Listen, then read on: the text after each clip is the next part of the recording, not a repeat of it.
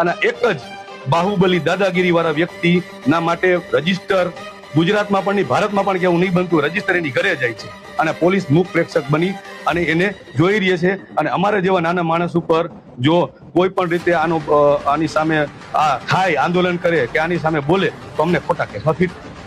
કે જયરાજસિંહ પૂર્વ ધારાસભ્ય કે ચાલુ ધારાસભ્યના કમાન્ડો એ અહીંયા આવ્યા, ત્યાંથી રજીસ્ટર એની ઘરે લઈ જાય છે અને રજીસ્ટર પરત મૂકી જાય છે. જો રજીસ્ટર પોલીસ સ્ટેશનમાંથી લઈ જાવ જેવી ગંભીર બાબત અહીંયા બનતી હોય તો પોલીસ પાસેથી ન્યાય કેવી રીતે મેળવવો? આ આરોપીએ ગોંડલ શહેર છોડતા પહેલા કંસન એટલે કે નજીકના પોલીસ સ્ટેશનમાં એને પોતાનો યાત્રા પ્રવાસ ક્યાં જવું છે, કેટલી વાર જવું છે અને ક્યારે પરત આવવું છે એની તમામ માહિતી આપવાની છે. હું તમને ખાતરી સાથે કહી દઉં કે આ કોઈ રેકોર્ડ ઉપલબ્ધ હશે નહીં, કારણ કે હમણાં સ્થાનિક સ્વરાજની ચૂંટણીમાં આ વ્યક્તિએ દરેક જગ્યાએ સભા કરેલી છે.